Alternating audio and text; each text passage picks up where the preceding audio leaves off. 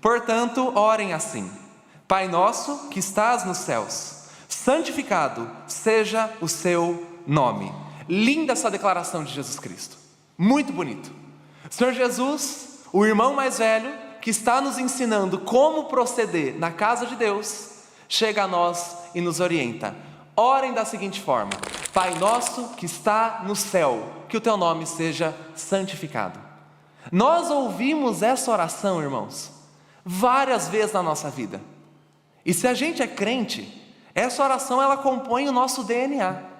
Mas nós precisamos observar esta oração não com os olhos acostumados a ela, mas com os olhos de quem estava ouvindo Jesus declarar isso pela primeira vez. Imagine o peso da declaração que Jesus está fazendo. Vocês, gente que é barro, vocês, gente que é pecadora, vocês, órfãos adotados, quando vocês orarem, vocês vão orar assim: Pai nosso no céu. O Pai nosso, essa expressão de Jesus, tem um peso inigualável. O que Cristo está dizendo para a gente é que no momento em que eu e você, barro que fala, orarmos a Deus, estamos orando na condição de filhos, tal qual o Senhor Jesus é filho dele. Pai nosso. Esse nosso compreende tanto Ele, Jesus Cristo, que está nos ensinando, quanto nós, os filhos adotados. Então o que o Senhor Jesus está dizendo é que em oração, eu e você falamos com Deus Pai, na mesma qualidade que o Deus Filho fala com Ele.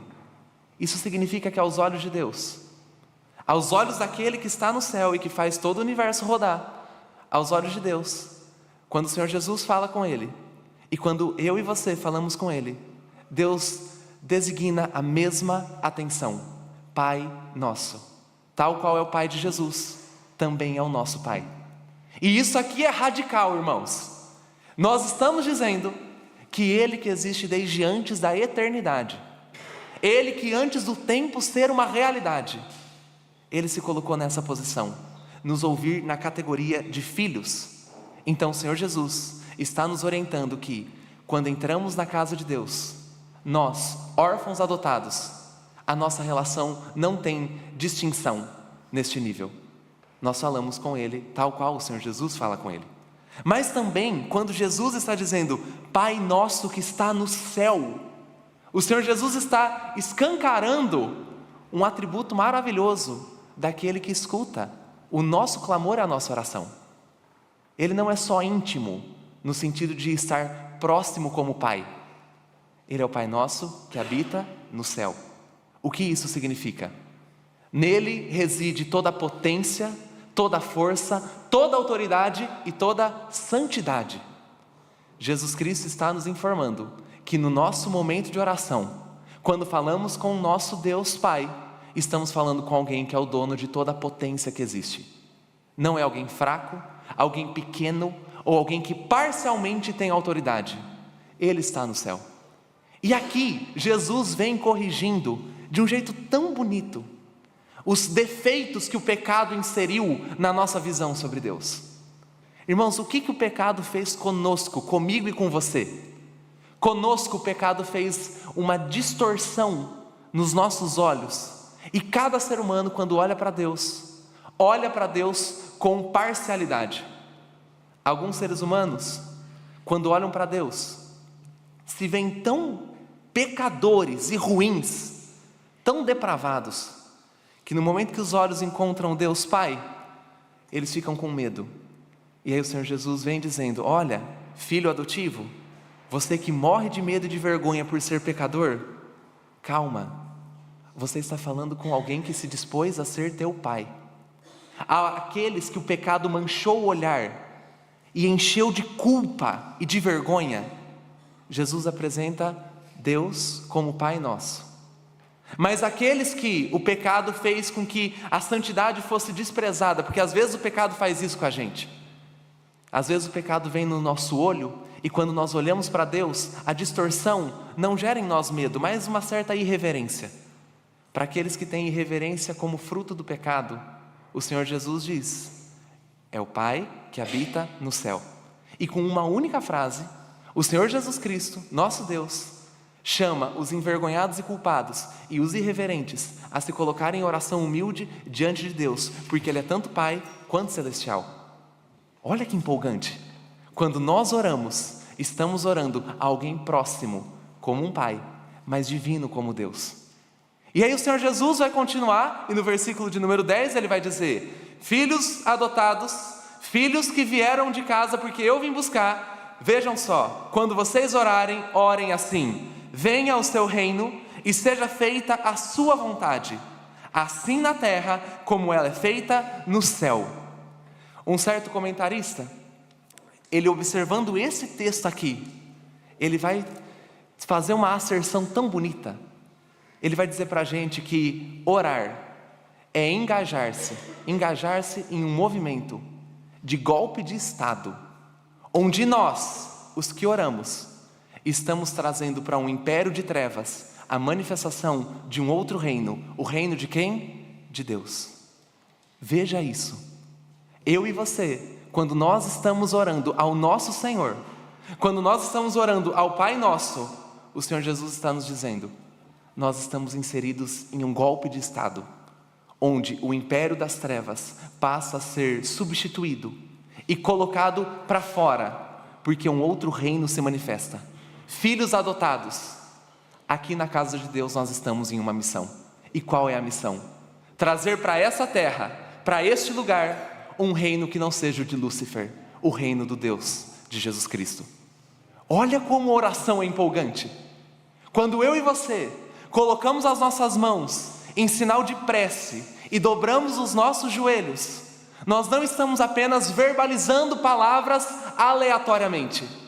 Estamos inseridos em missão. E junto com Deus Pai, estamos trazendo para este universo a manifestação de um reino de paz, justiça e alegria no Espírito Santo. É mais do que balbuciar a palavra. É colocar-se diante de Deus em missão e declarar: Senhor, já que o Senhor é o meu Pai e estamos em missão, que venha o seu reino e que seja feita a sua justiça.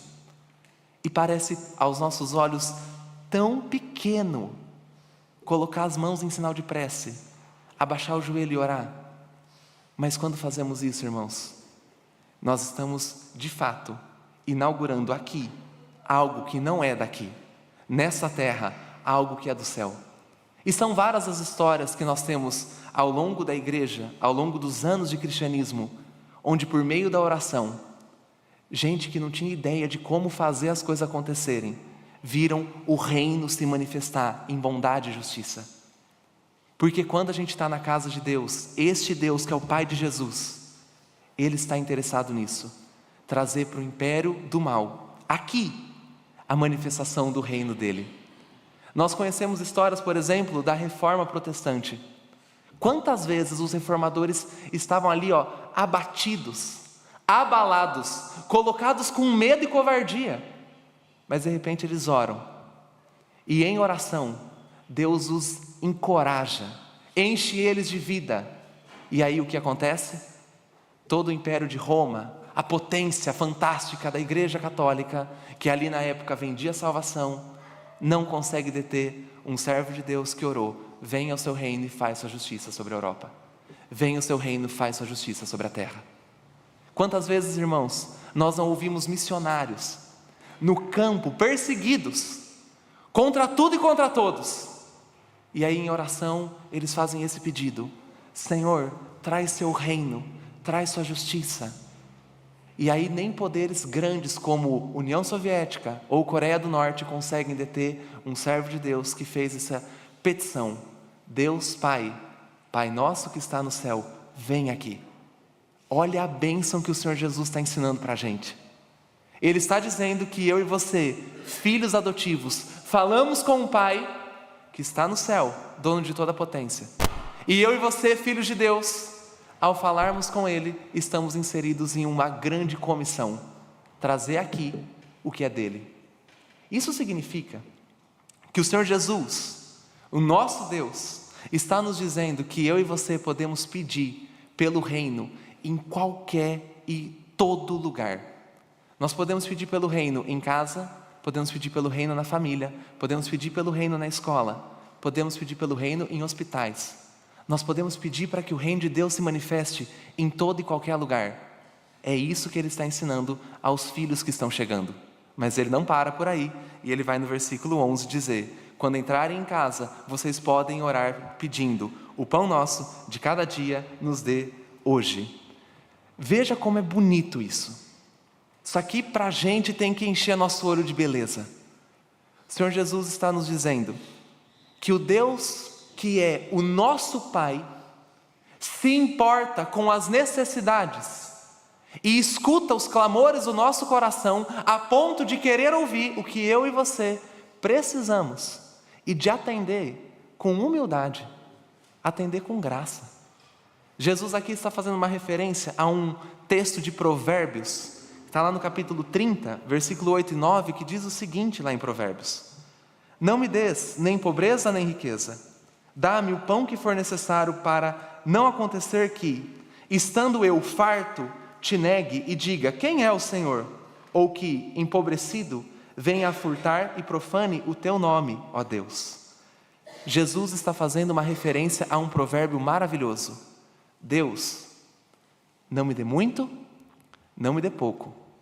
Não me dê muito para que quando eu tiver excesso, eu me esqueça do Senhor. Nem pouco para que necessitado venha roubar e eu te envergonhe. Me dê o pão. O que Jesus está nos dizendo? O Deus Pai, Pai de Jesus e Pai nosso. O Deus Pai está absolutamente interessado que os seus filhos tenham a medida necessária para cada dia das suas vidas. E Ele não se constrange de ouvir a nossa petição.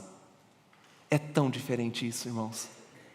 A gente não tem muita noção disso. Estamos falando com um Deus que poderia estar fazendo N coisas mais interessantes do que ouvir a gente. Quanto tempo você acha que você vai durar aqui? A gente vai durar ali os nossos 80, 90 anos e depois a gente vai embora. Quantas galáxias são mais velhas do que eu e você? Quantos seres existem no mundo espiritual que são mais inteligentes do que eu e você? E aí Deus, Ele diz: Jesus, ao ensiná-los a orar, diga a eles que eu estou interessado em ouvir o clamor diário e que eu tenho provisão, pão para cada dia. Estamos falando com alguém que tem tanta coisa mais interessante para fazer. Deus podia estar criando infinitos outros universos. E talvez Ele esteja fazendo isso. Mas quando você, criatura, abre a sua boca e diz: Jesus, preciso disso hoje, porque o meu coração está falido. Ele inclina o ouvido. É o ouvido do Deus que fez todo o cosmos. E Ele não faz isso porque a gente é muito bacana. Ele faz isso porque Ele é o Deus Pai que está no céu. O que Jesus então está dizendo para a gente? Olha, filhos adotados, Deus está interessado em vocês. E Deus, Ele não está interessado em responder com abundância ou miséria. Deus está interessado em responder na dose precisa. Por isso ore e ao falar com o seu Pai, o Deus de Israel, peça o pão necessário para cada área da sua vida, porque Ele não é um Deus indiferente. E aí vem eu e você, e somos encorajados pelo Senhor Jesus a, em oração, chegarmos em Deus e dizer: Deus, sabe essa questão da minha vida? Confio que o Senhor é provedor. Deus, sabe esta área da minha existência? Confio que o Senhor é provedor. Deus, sabe isso aqui? Confio na sua provisão. E aí a gente pode orar com muita tranquilidade, porque é o Pai nosso que está no céu que nos escuta. Veja só o que eu e você, filhos adotivos, estamos aprendendo do nosso irmão mais velho.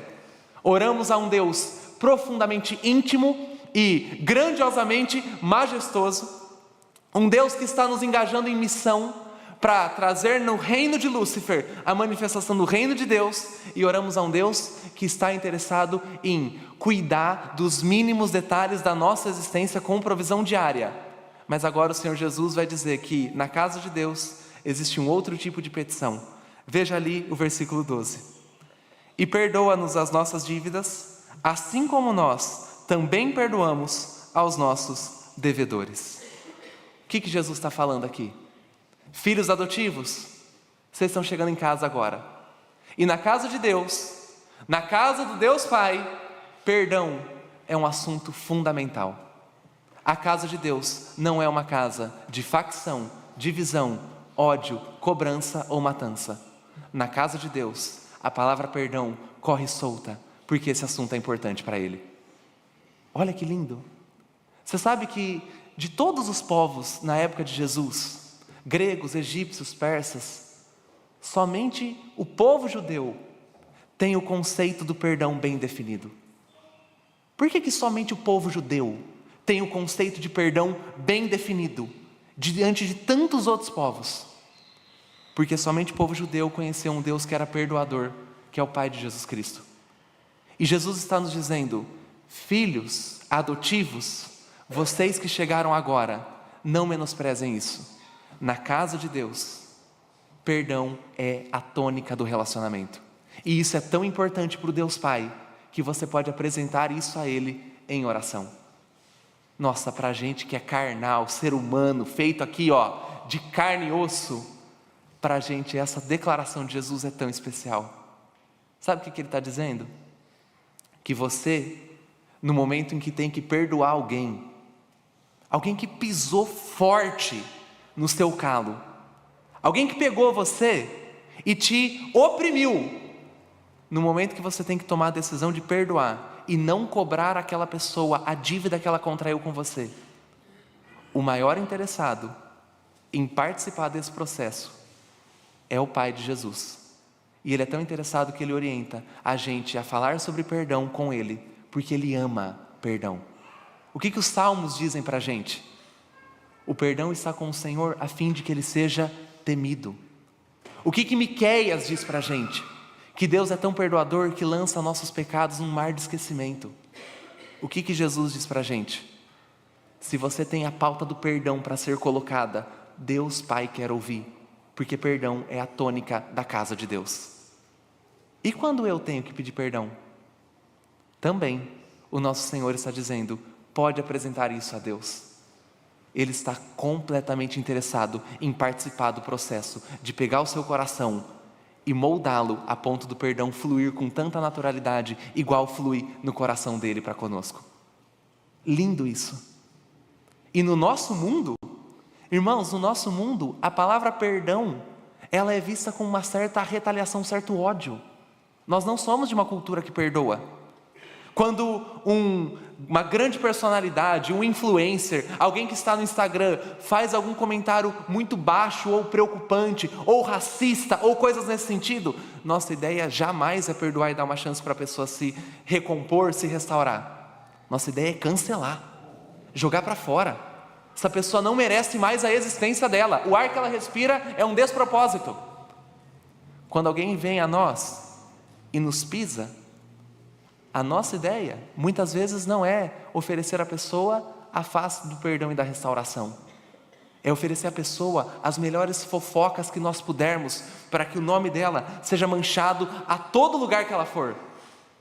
Mas Jesus está dizendo: não é assim que fazemos em casa. Aqui em casa, na casa do Pai, a gente ora sobre perdão, porque Ele é Deus perdoador.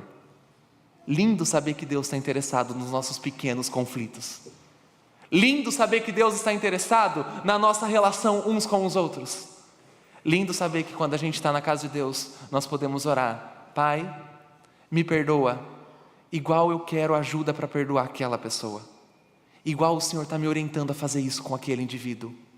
Deus, me ajuda a fazer com ele o que o Senhor fez comigo.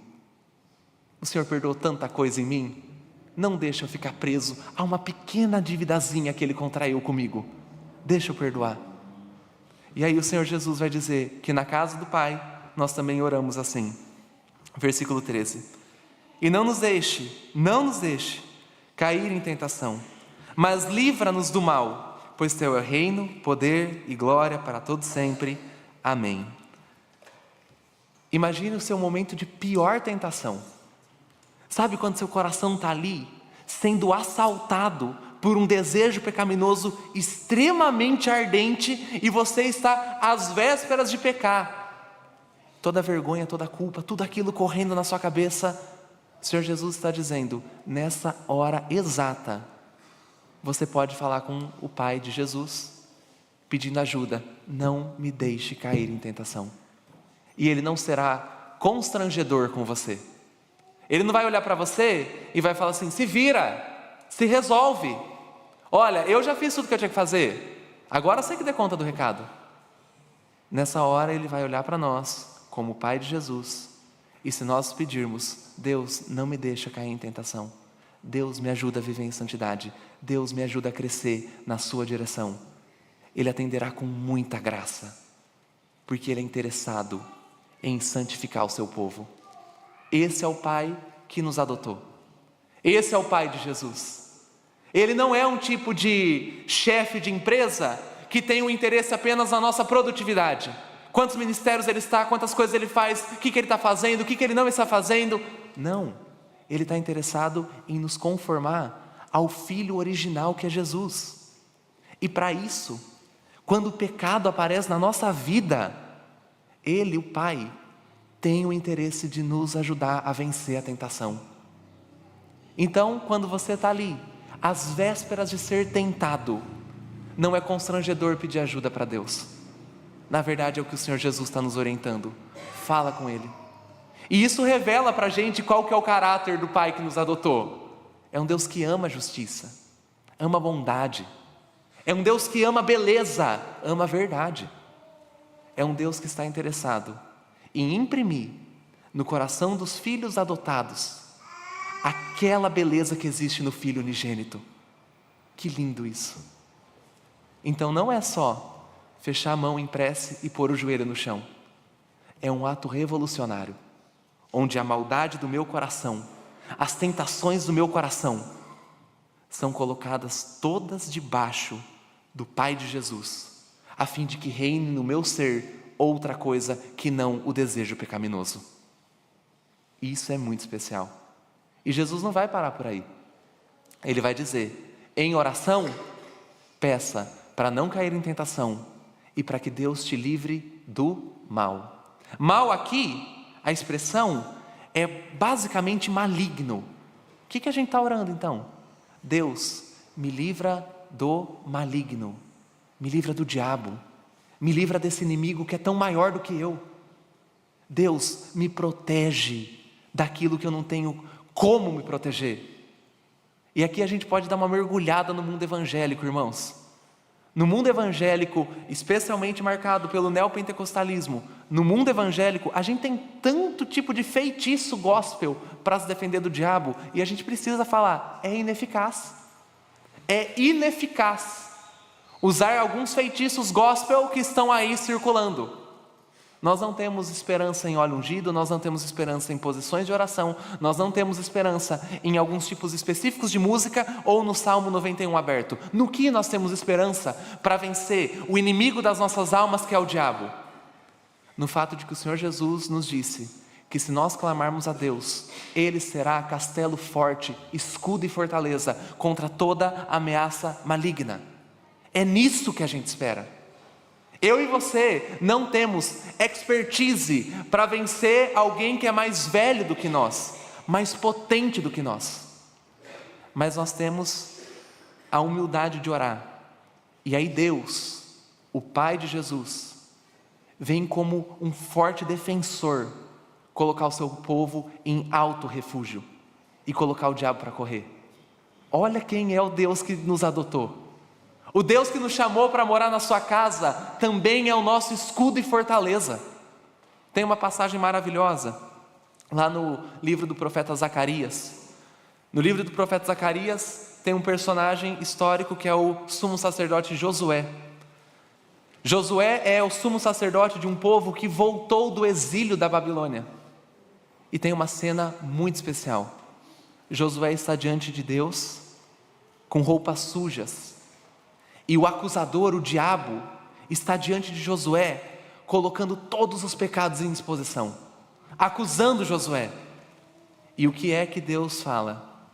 Deus ordena que o anjo do Senhor venha troque as roupas de Josué e cala a boca do diabo. Não nos deixe cair em tentação, mas livra-nos do mal. É isso que Deus faz.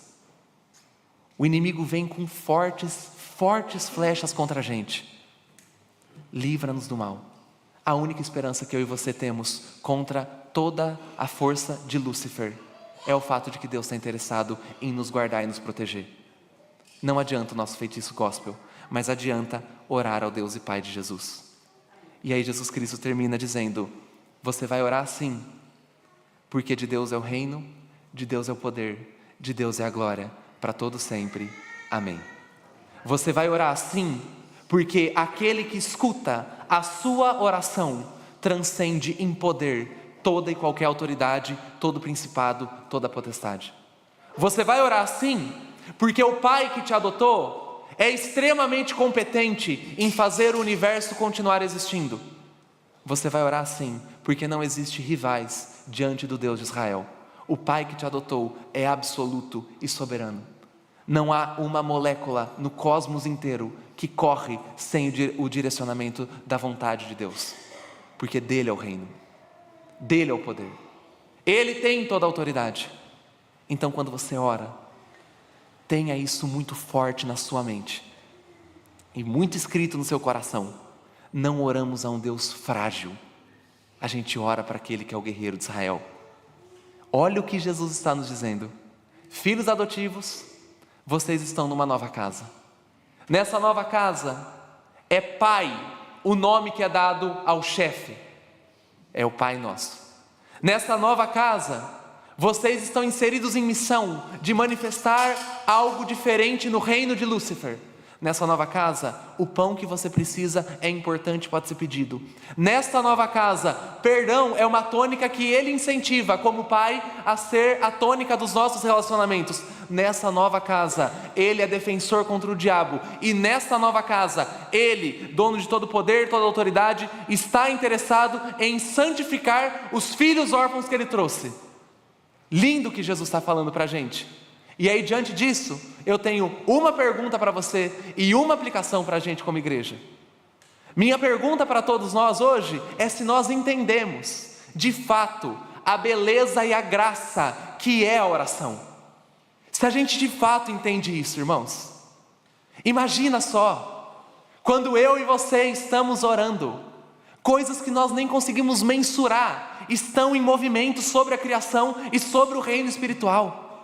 Será que a gente entendeu com profundidade o quão potente é fechar os olhos e direcionar clamor a Deus? Porque Jesus veio ensinar isso para a gente. Qual é a potência e a beleza de colocar os lábios diante do Senhor? Irmãos, isso é lindo. Olha o presente que Ele nos deu. Para a gente entender em muita profundidade, eu te convido um dia a subir lá no Pequenos Pensantes, 2º andar, no momento que as crianças estão intercedendo, e se espantar com o que acontece. Você sobe no 2º andar, e as crianças têm um momento de oração, e de repente, serizinhos pequenos, que mal sabem falar direito, de 30 centímetros de altura, esses pequenos serizinhos, começam a balbuciar palavras, e eles oram. E eu lembro de uma oração que uma criança fez: Senhor Jesus, guarda eu, amém. Irmão, Senhor Jesus, guarda eu, amém. E aí você olha aquela boquinha mexendo, e no trono do universo, o Senhor Jesus recebe aquilo. É uma criança que mal sabe existir, que se a gente não der comida para ela, ela não vai sobreviver. Mas o Senhor Jesus escuta aquela boquinha mexendo, falando: Senhor Jesus, guarda eu, amém. E Ele guarda. Você tem ideia da beleza da oração? E a sua oração não é melhor que a da criança, mas é o mesmo Jesus que vai ouvir. Eu lembro de uma temporada, um menino que era acampante meu, nunca tinha orado, até então era ateu. E aí chegou no penúltimo dia da temporada, o menino falou assim: João, eu queria orar. Eu falei: beleza, eu não sei orar. Tá, Você vai falar com Deus o que está no seu coração. Eu também não sabia ensinar, viu, irmãos? E aí a gente ficou ali, ele sentado no banco, eu do lado, e ele orou e falou: Deus, no meu coração eu tenho uma vontade, conhecer mais o Senhor e saber um pouco como é viver igual eles vivem. Eles, no caso, são os crentes, os equipantes. Eu nunca tinha tido essa oportunidade. Ver a primeira oração feita por uma pessoa. Que momento especial. Voz humana falando com Deus. E eu fico imaginando Deus ouvindo isso. Será que a gente entendeu o que é orar? Impérios inteiros caem diante da oração. Vários vícios caem diante da oração. Casamentos são restaurados diante da oração. Filhos são resgatados diante da oração. Porque dele é o reino, dele é o poder e dele é a glória para todos sempre. Irmãos, essa é a minha pergunta. Será que a gente entendeu? E aí vem a aplicação. A aplicação óbvia e até simplória dessa pregação. A gente tem que orar. A gente tem que sair desse culto com vontade de pôr o joelho no chão. Chegamos numa casa nova, irmãos. Nosso pai não é Lúcifer. Nós fomos tirados do império das trevas e nós fomos transportados para o reino do amor de Deus, para o reino de Jesus. Nosso pai não é o demônio. Nosso pai não é Satanás. Era Satanás. Mas nós fomos comprados pelo Filho que veio nos resgatar e que ao nos resgatar nos ensinou como nos portarmos na casa de Deus. Então, ao final desse culto, qual é a nossa oração? Deus nos torne povo de oração. Deus nos torne um povo que não despreza a beleza que foi dada a nós, falar com o Todo-Poderoso como Pai Nosso. Deus faz a gente orar. Deus nos faz orar de modo intencional. Irmão, a minha expectativa é que ao final deste culto você comece a ver a oração com a beleza e a potência que ela tem e gaste horas ao longo da sua vida orando. Que você gaste tempo orando pelos povos perseguidos, que você gaste tempo orando pelos missionários que precisam de encorajamento, pela igreja de Deus que precisa ser fiel a Jesus, pelos seus irmãos, pelos seus inimigos, que você gaste tempo orando.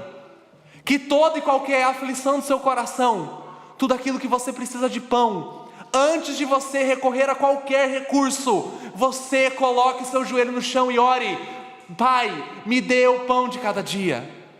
A minha expectativa, meu desejo, e creio que o meu desejo é minúsculo diante do desejo do Deus Yahvé, é que ao final desse culto a gente gaste tempo fazendo o ato revolucionário de colocar as mãos em forma de prece e o coração exposto diante de Deus, pedindo: venha o seu reino, faz sua justiça sobre a terra, sobre os povos, sobre a primeira IPI, sobre Bauru, sobre os bares do nosso lado, sobre as biqueiras onde as pessoas se drogam. Venha o seu reino, faz sua justiça, Deus. Afinal é o Pai Nosso, é o Rei de Israel. E que ao final da nossa vida, irmãos, que Deus nos dê a graça de olhar para trás e a gente ver um histórico de orações sendo respondidas pelo Pai de Jesus, que ao nos receber em casa, ouviu a nossa petição, e sendo a nossa petição feita tal qual o Senhor nos ensinou, Ele atendeu e respondeu. Que a gente no final da vida vire para trás e veja: Deus atingiu aquela pessoa, Deus tirou o poder da doença, e mesmo que a cura não aparecesse, o louvor nunca saiu dos lábios. Deus no luto apareceu e salvou o coração do mar da saudade.